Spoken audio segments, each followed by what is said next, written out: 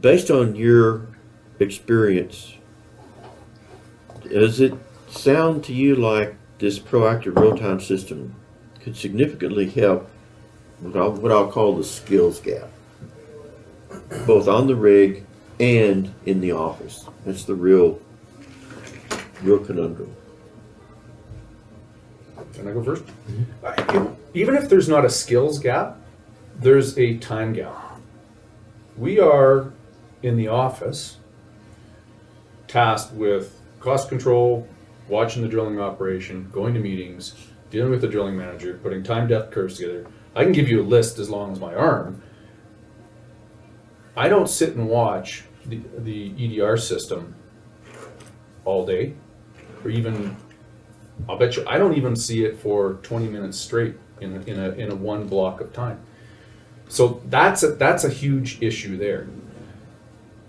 I may have the skills to do it, but I don't have the time to do it. Mm-hmm. Having a system that's automated, do it for me and send me an alarm, whether it's flashing up on the screen or buzzing on my phone, or having somebody come down the hall and say, hey, there's an alarm, the RTOC model, that's invaluable. So even if you don't have the skills gap, we've got a time gap.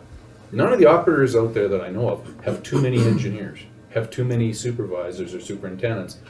We don't have an excess of being able to sit and watch and analyze. That's where this system is the biggest one. He approached the office, let me take it from the rig. I just recently looked at an expectations, and there's 4 pages for expectations, just bullet point after bullet point after bullet point. 4 pages of expectations for the well site supervisor. Again, he doesn't have the time to look at the ERD. He's people are coming into his office. I need mud products. He's got logistics. He's got this. We've got a visit with this. I've got a ticket for this. I've got trucks here.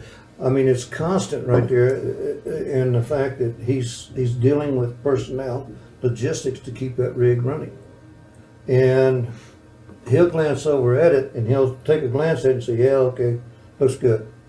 And mainly he's looking at 2 things. He's looking at the ROP and the pump pressure. That's basically his 2 things that he looks at. If those 2 things are all right, that's fine.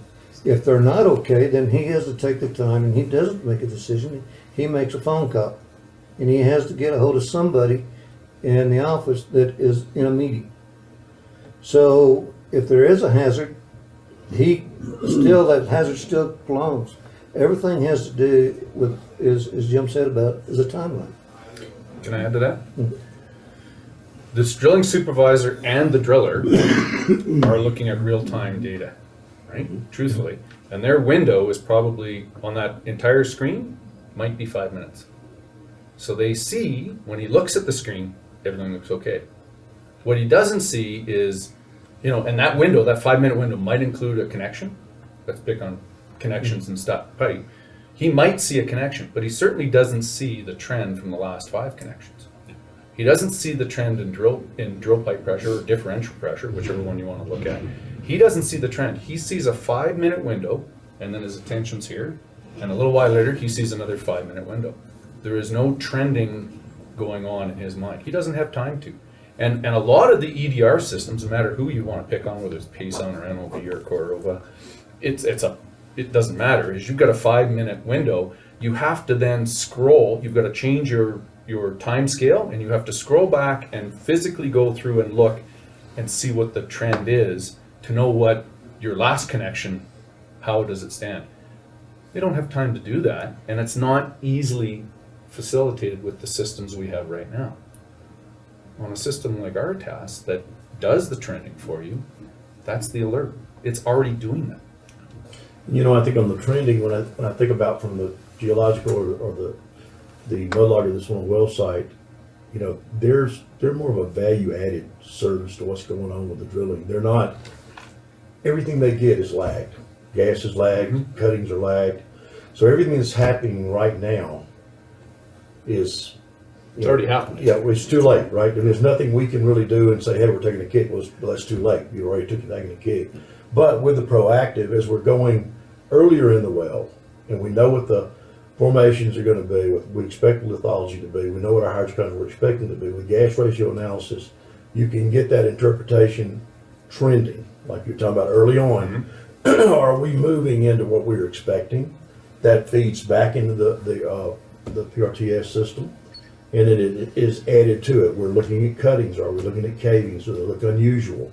It may be behind the fact, but it's telling us information that's going on that added to the system will help with that automation. And the same thing, you know, I may be looking at it, but you know, that's why people would ask us from a remote logging center or mud logging, they say, we want you to monitor the kicks. And I'm like, by the time I find out remote logging center, you're on It's at fire. surface. Right. Yeah. You know, I mean, so what we've tried to do is take them away from that and say, you need the people at the well site.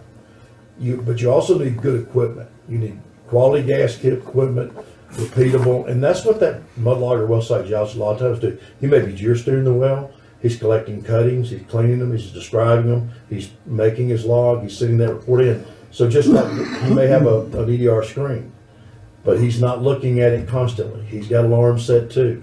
So again, that just reinforces everything that you've been saying on the drilling side, I think follows through on the geological side as well. But there's the timeline. When you're out there, again, let's take your background gas, for instance. You get your background gas, and then you get your connection gas.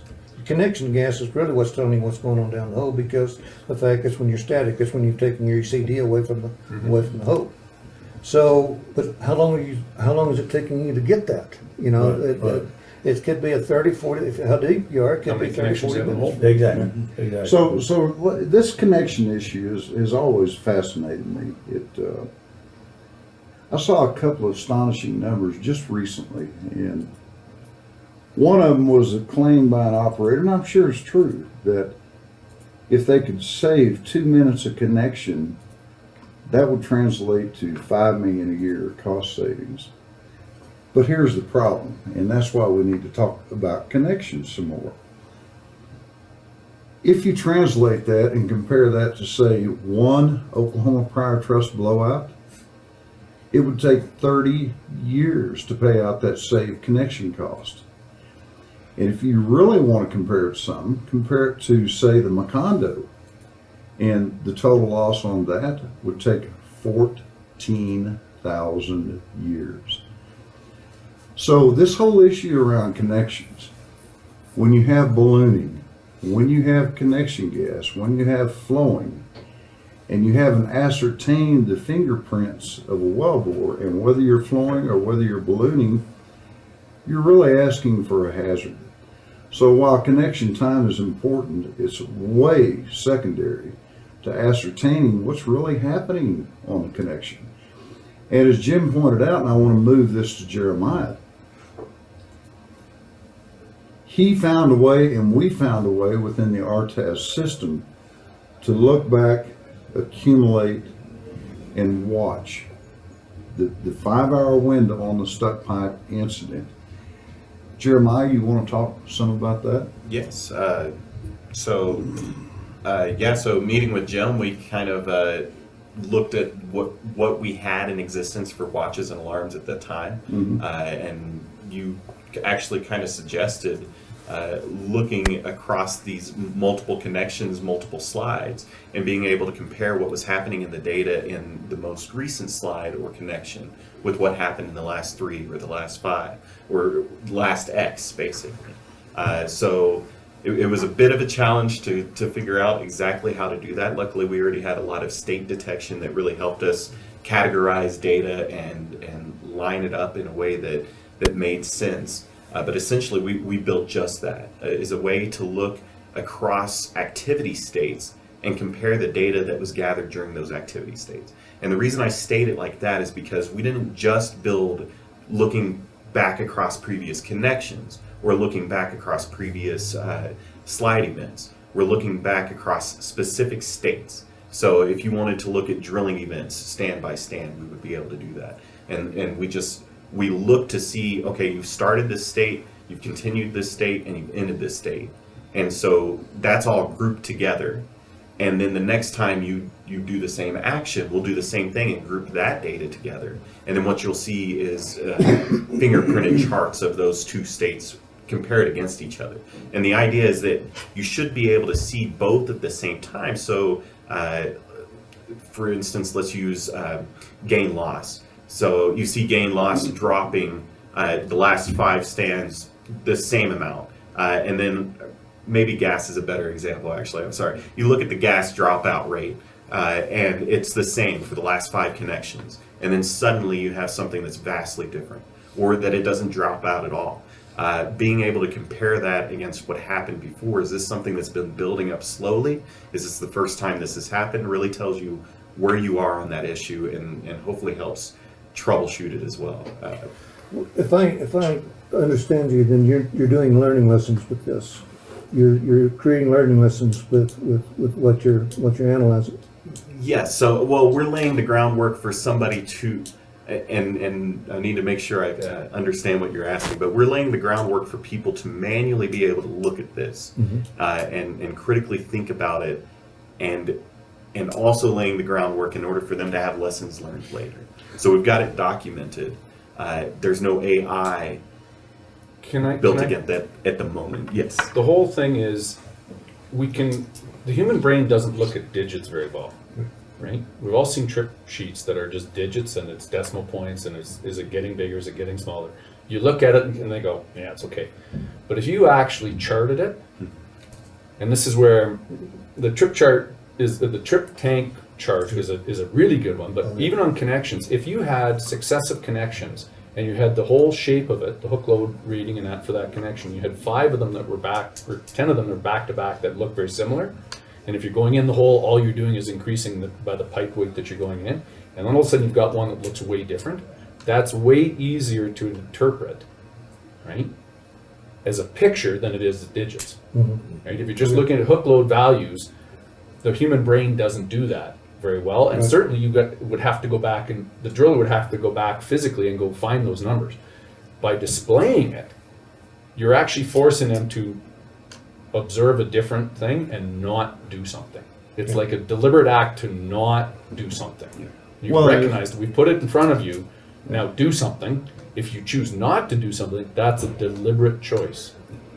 I haven't met a driller that'll do that on purpose. And it's not only displaying it, it's also displaying the out of balance condition. Because again, within our system, you know, if you expect 10 barrels and you get 20 barrels of displacement, you need to know it. Absolutely. And that's one of the differences, once again, in the system. Again, it takes away from perception. Then is it right there? Yeah, it's reality. There is no perception at that point. Yeah. So. But it's also presenting it in a graphical or like a picture form that the human brain deals with, not just digits, right? I really like thinking about it that way. I can give you 600 numbers. I can give you 700 numbers. Are you really going to sit there and look at them all? Are you really going to compare percentage change from this one to that one? You can't. But the system can automatically do that within a split second. So, and it's automatic, happens every single time, following the same rule set every time. You don't have to decipher or decode or anything. Like you said, it's a picture, and a picture is worth 1,000 data points.